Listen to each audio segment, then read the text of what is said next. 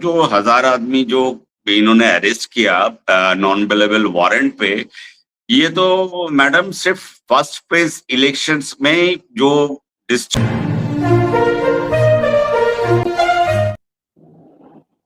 नमस्कार, मैं हूं मनविंदर। आप सभी राष्ट्रवादियों का एमबीएन नेटवर्क में एक बार फिर से बहुत-बहुत स्वागत है। पहले फेज के चुनाव से ठीक पहले ममता बनर्जी को कई झटके मिले हैं। सुप्रीम कोर्ट ने आईपैक रेड मामले में ईडी की जांच के बीच सीएम ममता बनर्जी को का जो उनका दखल था, उसको गलत ठहराया। दूसरे, ममता की बहुत ही क्लोज नुसरत जहां, जो उनकी मंत्री भी हैं, इस समय ईडी उनसे पूछताछ कर रही है। और ईडी को कोलकाता का पुलिस कमिश्नर भी चाहिए जो इस समय फरार है। तो ममता दीदी कोर्ट के चक्कर क्यों काट रही हैं और उन्हें क्यों बचा रही हैं?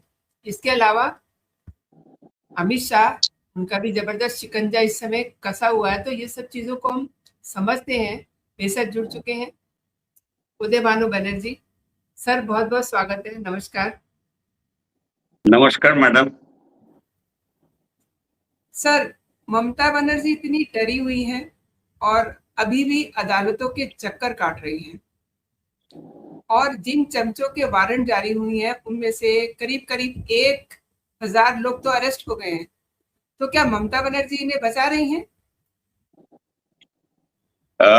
मैडम, ये आपका सवाल हम दो पार्ट में जवाब देंगे। एक पहला पार्ट तो है जो सुप्रीम कोर्ट का डायरेक्ट जो ऑब्जर्वेशन है आज के कार्रवाई पे। कार्रवाई किस पे आज सवाल जवाब था, आज हियरिंग थी। आपको 8 जनवरी जो मैडम चीफ मिनिस्टर ईडी के घर में जाके जब रेड हो रहा था, उन्होंने जो डिजिटल एविडेंस और साथ में जो है सारे सामान जो है उठा के ले आए थे और पब्लिकली ये स्टेटमेंट दिए थे जो हम यहाँ पे आए हैं as a not as chief minister but as a leader of a political party, और आईपैक हमारा पॉलिटिकल कंसल्टेंट है। ये चीज आपको मालूम है, पिछले 3-4 महीने में काफी इसमें पानी जो है बहा और सुप्रीम कोर्ट में एक के बाद एक काफी सैल जवाब हुआ। आज एक बहुत ही क्रिटिकल डेट था इस मामले का, और पहली बार सुप्रीम कोर्ट का ऑब्जर्वेशन जो दिया है, इससे आप इस केस का नतीजा क्या आ सकता है आप उम्मीद कर सकते हैं। आप उसका एक मतलब एक एंटिसिपेशन हो सकता है।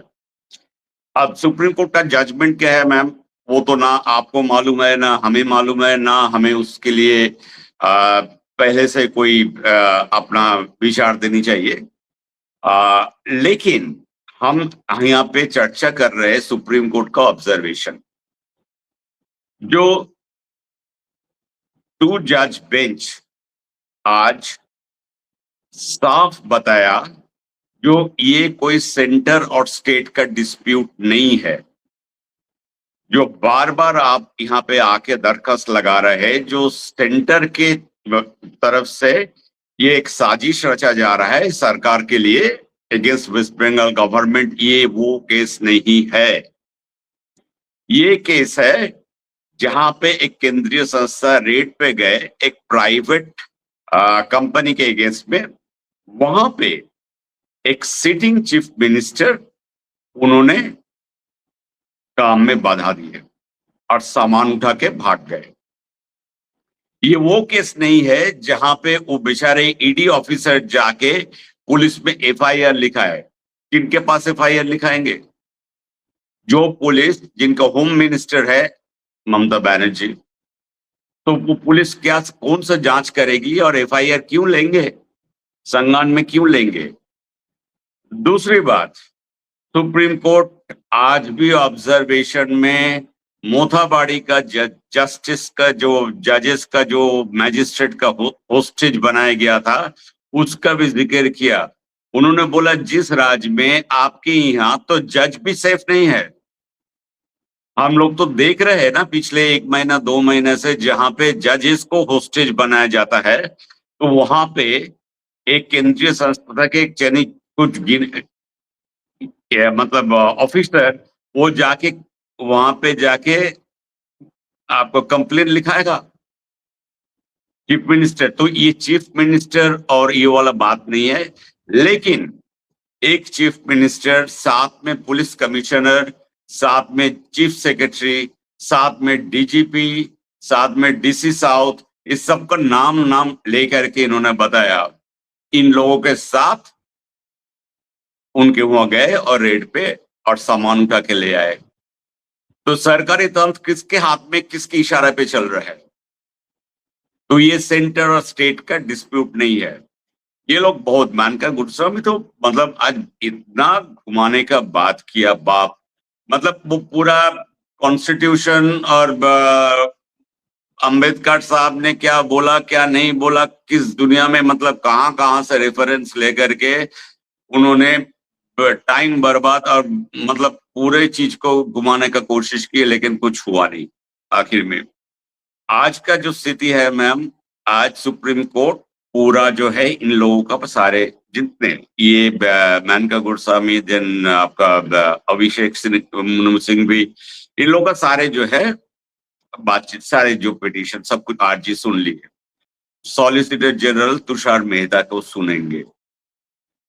हो सकता है कल कोई ऑर्डर ना पास करे, लेकिन आज सुप्रीम कोर्ट ये भी बताया कि इस मामले का जल्दी एक कंक्लूजन पे आना चाहिए, क्योंकि बहुत बड़ा और बहुत क्रिटिकल मसला है सारे देश के लिए। इसके मतलब ऑर्डर आप सोचिए, सेकेंड फेज इलेक्शन से पहले हम एंटिसिपेट कर रहे हैं आ जाएगा। अब वो क्या ऑर्डर आएगा क्या नहीं आएगा, इस वक्त पे तो हम बता नहीं सकते, लेकिन जिस दिशा पे ये चल रहा है हमें लग रहा है, देखिए ये पूरा भारत के जो गणतंत्र मतलब स्वाधीन के बाद 1947 के बाद जितने सारे चीफ मिनिस्टर सिलेक्ट हुए डेमोक्रेटिकली, इनके लिए सबसे बुरी नतीजा आने वाला है उनमें से, यहां तक हम कह सकते हैं। एंड जिनके वारंट जारी हुए उनमें से लगभग 1000 लोग अरेस्ट भी हुए, उन्हें ममता दीदी क्यों बचा रही है? मैम वही मेरा आपका पहला सवाल के ये सेकंड पार्ट है, सॉरी आपने अच्छा किया हमें याद दिला दिया सेकंड पार्ट के बारे में। देखिए एक चीज मैं बता रहा हूँ, मैं कल का पॉडकास्ट का एक भाई साहब का एक कमेंट पढ़ रहा था। उन्होंने बड़ी अच्छी चीज बताया, जो बनर्जी साहब को पता है कहाँ शांतनु सिन्हा विश्वास छुपे हुए है, लेकिन बता नहीं रहे। मैं आज भी नहीं बताऊंगा, लेकिन मैं जो बताऊंगा उससे हम जानते हैं आपके दर्शक जो है बड़े मतलब संजीदा दर्शक है, और उनको मालूम है हमारा इशारा कहां तक जा रहा है। देखिए पश्चिम बंगाल में सबसे सुरक्षित घर किनकी है? कौन सबसे ज्यादा सुरक्षित है? इनके घर के पहले 2 किलोमीटर पहले जो है पुलिस से बैरिकेड किया हुआ है, और जहां पे परिंदा भी अंदर ना जा सकते हैं, तो वही सबसे सुरक्षित जगह है। और ये बात पब्लिक में डोमेन में सब जगह पे है, और इसमें बोलने में कोई शंका नहीं है। जो शांतनु सिन्हा विश्वास और इनके सारे 2-4 जो मंत्री जो है, जैसे देवाशीष कुमार, सोना पप्पू, उसके बाद सुजीत बोसु, रथिन घोष, ये सब इनके बहुत करीबी है। तो इन सबका नंबर अगर अगले 72 घंटे में आ जाते, देखिए ये दोनों को, सुजीत बोस और रथिन घोष को तो बुलाया, फिर से ईडी नोटिस किया, और this is the third time अगर ये लोग नहीं जाते हैं तो वो सामान को ये करेंगे, तो उसके बाद तो अपना कार्रवाई अपने आप शुरू हो जाते हैं। शांतनु विश्वास सिन्हा जो है, हमें लग रहा है आज जो है, आज फर्स्ट फेज का चुनाव जैसे ही खत्म होगा, उसके बाद से शांतनु विश्वास और सोना पप्पू को उठाएंगे जरूर पुलिस। आपको रिजल्ट दिखने में आएगा जैसे ही 6 बजे जब चुनाव का अंतिम क्षण आ जाता है, उसके बाद ही आप इनके ऊपर एक्शन देखेंगे। और साथ में फिलहाल तो जो 1000 आदमी जो इन्होंने अरेस्ट किया नॉन बेलेबल वारंट पे, ये तो मैडम सिर्फ फर्स्ट फेज इलेक्शंस में जो डिस्ट्रिक्ट्स है उनमें से उठाया, और सेकेंड फेज के इलेक्शन का 2-3 डिस्ट्रिक्ट से कुछ इन लोगों को उठाया। अब ये लोग कौन है? आप कभी भी कि देखिए, जब ये वायलेंस होता है, ये छप्पा होता है, रिगिंग होती है, जो भी होता है, धमकी, ये सारे कोई नेता लोग या कोई मिनिस्टर नहीं करता है। लेकिन इसके साथ, इन लोगों के साथ जो इनका पूरा सिपाही चलते हैं, वही लोग जो है ये सब काम करते हैं। तो ये लिस्ट भी जो है ये इसने डिक्लेयर कर दिया है, जो किस किस कॉन्स्टिट्यूएंसी में 3-4 और ये वहां के आदमी, आम आदमी, वोटर या बहुत सारे पश्चिम बंगाल के भी आम जनता जानते हैं इन लोगों को कि ये लोग हिस्ट्री शीटर है। ये तो पहली बार चुनाव नहीं हो रहा है। पिछले 15 साल में करीब करीब 5-6 चुनाव जो हम लोग देखे हैं, और हर एक बार यही लोग और यही जगह पे होते हैं। तो अभी एक्शन देखिए, आप देखते जाइए अभी क्या क्या होता है। और आपको मैडम याद दिलाना चाहता हूं, आज से 7 दिन पहले हमारे गृह मंत्री माननीय अमित शाह जी बताए थे, जो हम कहीं जाने वाला नहीं है, हम 15 दिन यही बंगाल में डेरा लगा के रहेंगे और चुनाव के रिजल्ट तक रहेंगे।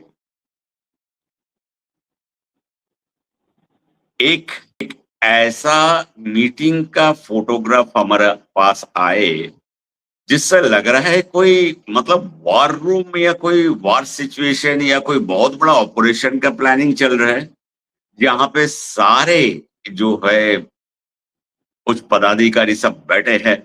और किन कौन लोग बैठे हैं? बीएसएफ, सीआईएसएफ, राष्ट्रीय सुरक्षा बल आरएसबी, एसएसबी, उसके बाद आपको intelligence bureau, enforcement directorate, narcotic departments, इनके सारे। और उनका अंत में एक ही डिसीजन हुआ, गोली मत चलाना, लेकिन उठा के पटक देना जमीन पे। और ऐसे पटकना जो करीब 3-4 महीना कम से कम जो है ये हाथ पैर तोड़ ताड़ के अस्पताल में रहे।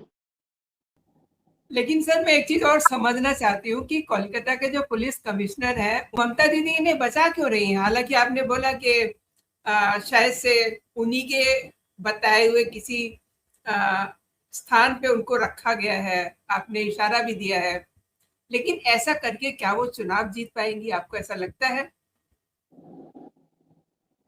सवाल नहीं उठता, सवाल बिल्कुल नहीं उठता है। दीदी ने पिछले 3 महीने से बंगाल और बंगालियों की अस्मिता के बारे में बहुत चर्चा की है, लेकिन एक चीज बंगाली को समझ में आ गया, इनके 15 साल में जितना नुकसान अपना अस्मिता, अपना गौरव, अपना सब कुछ जमीन पे मिट गया, जो आज बंगाली पूरा देश के लिए एक या पूरा दुनिया के लिए हर एक बंगाली को ये दीदी के साथ कनेक्ट करते हैं लोग। लेकिन इस बंगाल का जो गौरव है, इस बंगाल का जो अस्मिता है, इनका जो इतिहास है, उनको बिल्कुल खत्म कर दिया, बिल्कुल मिटा दिया। आप इसमें रविंद्र संगीत लीजिए, यहाँ के जो है आपको स्वतंत्रता सेनानी के बारे में लीजिए, जो रेवोल्यूशन, जो खून दे करके देश को आजाद बनाए थे, नेताजी सुभाष चंद्र के बारे में पूछ लीजिए, स्वामी विवेकानंद के बारे में पूछ लीजिए। इतना इतना बड़े बड़े जो है गौरव गाथा हम लोग बचपन से सुन के आए हैं, इन सभी को जो है बिल्कुल मिट्टी में मिला दिया। आप सही कह रहे हैं सर, क्योंकि जिस तरीके से सुप्रीम कोर्ट में जस्टिस पीके मिश्रा ने टिप्पणी की है कि ये राज्य केंद्र का विवाद नहीं है। हमने कभी सोचा नहीं था कि इस देश में ऐसा भी दिन आएगा जब कोई मौजूदा सीएम उस दफ्तर में चली आएंगी जहां कोई जांच एजेंसी काम कर रही हो। तो ये वाकई में ही ममता दीदी की बहुत बड़ी गलती है। शायद से मुझे लगता है कि इस चुनाव में उन्हें इसका खामियाजा भी भुगतना पड़ेगा।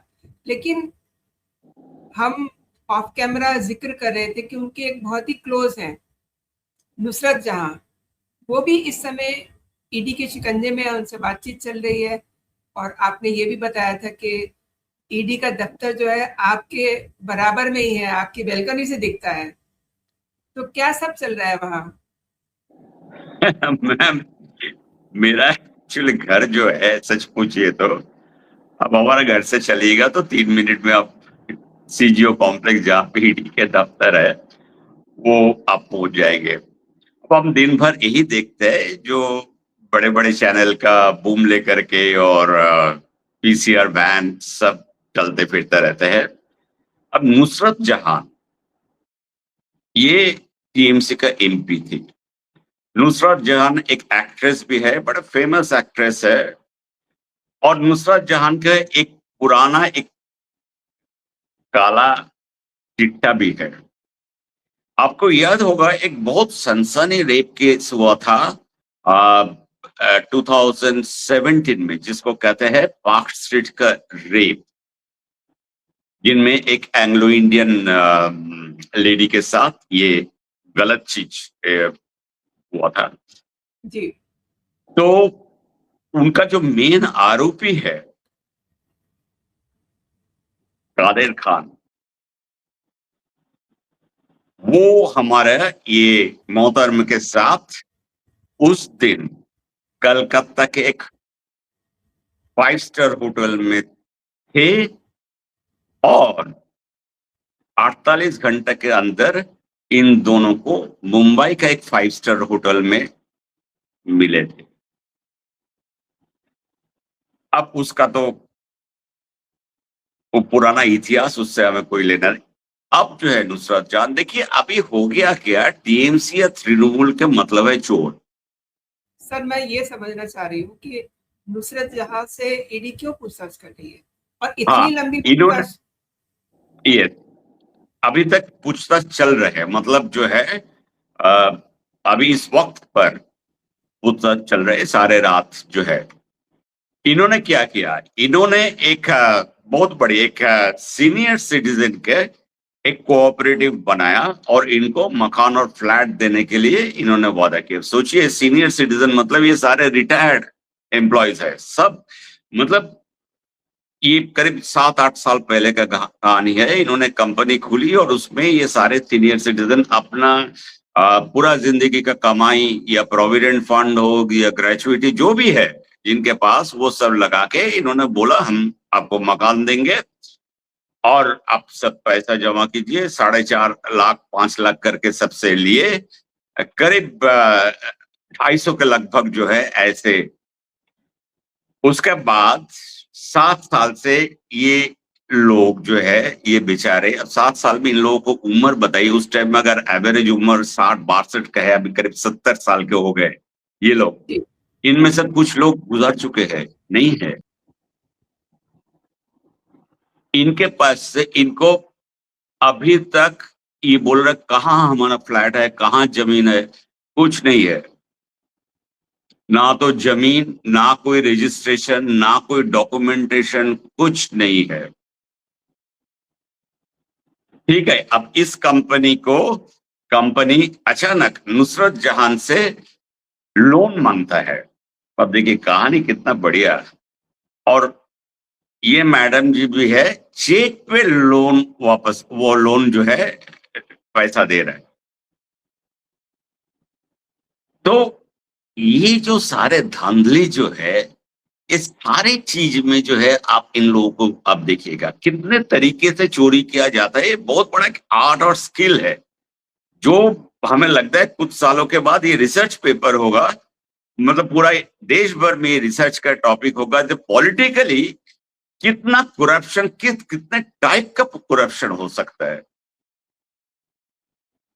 तो सर देखिए, बात ये है कि इस पे रिसर्च होगी, लेकिन एंड ऑफ द डे पता चलेगा कि जब सैया भय कोतवाल तो डर काहे का। अब ये ममता दीदी की बहुत क्लोज है, ऑब्वियसली इनको डर नहीं होगा। एंड आप ये कह रहे थे कि हमारे अमित शाह जी 15 दिन से वेस्ट बंगाल में बैठे हुए हैं, रेदर कोलकाता में बैठे हुए हैं, और उन्होंने ये भी कहा है कि इलेक्शन के बाद अभिषेक बनर्जी नजर नहीं आएंगे। ये ममता बनर्जी के भतीजे हैं, तो ये इन्होंने क्यों कहा? मैडम, जो गृह मंत्री बोलते हैं कि 4 मई के बाद भतीजा दिखाई नहीं देगा, इसके पीछे बहुत बहुत बड़ा इसका मतलब निकालता है। अब ईडी और सीबीआई कुछ नहीं मैम, ये अगर सुप्रीम कोर्ट सरकार का जो प्रेयर है सुप्रीम कोर्ट में ईडी केस में, जो जांच को सीबीआई को सौंप दिया जाए, तो सीबीआई को सौंप देने का मतलब आश्चर्य होने के बात नहीं है। 29 तारीख कलकत्ता में इलेक्शन है, उससे पहले सीबीआई इनके दरवाजे पे पहुंच जाए, कोई नहीं रुक सकता है। सुप्रीम कोर्ट एक बार बोल देने के बाद ये लोग जरूर जो है इलेक्ट्रॉनिक मीडिया में आके बहुत शानदार कपड़ा शपड़ा पहन के साथ साज के आएंगे और बड़े भाषणबाजी करेंगे और आखिर में यही बोलेंगे कि देखिए सुप्रीम कोर्ट हमारा सबसे बड़ा है, वो भी हमारे अगेंस्ट में साजिश कर रहा है केंद्रीय सरकार के साथ मिलके, क्योंकि इनके लिस्ट में तो सब इनके साथ साजिश कर रहे हैं ना, CBI, ED, IT department, central government, सारे, बल्कि बाहर राज्यों के जितना चीफ मिनिस्टर जो आए हैं अभी बंगाल इलेक्शन में, ये जितने कैंपेनर आए हैं, वो सारे सब जो है इस बड़े साजिश में शामिल है। लेकिन मैम, आज अब मैं आपको एक अंदर की चीज बता देता हूं जो आपको बहुत आश्चर्य होगा। इलेक्शन के बाद जब एनालिसिस होगा वोटिंग परसेंटेज का, यूजुअली या लास्ट इलेक्शन में बीजेपी को मुश्किल से 1.1 या 1.5 तक का मुस्लिम वोट मिलता है, ये सब जानते हैं। लेकिन इस बार वो चीज जो है करीब 5 to 6% होने वाला है। खास करके मुस्लिम महिला इस बार वही चीज होने वाला है जो आपको यूपी में इलेक्शन के बाद देखने में आया था। आपने सर बिल्कुल ठीक कहा। और देखिए, चुनाव के नतीजे जो भी हैं वो नजर भी आ रहे हैं, और मैं ये कहती हूँ कि चुनाव के नतीजे कुछ भी हों, लेकिन जिस तरीके से करप्शन और जिस तरीके से ईडी की जांच हो रही है इस समय, तो आने वाले दिनों में बहुत सारे लोग सलाखों के पीछे हम देखेंगे। आपने सर मेरे शो के लिए समय निकाला, मेरे लिए समय निकाला, और मेरे दर्शकों को आपने तमाम मुद्दों पे विस्तार से जानकारी दी। आपका बहुत बहुत धन्यवाद। जय हिंद, जय भारत। जय हिंद मैडम।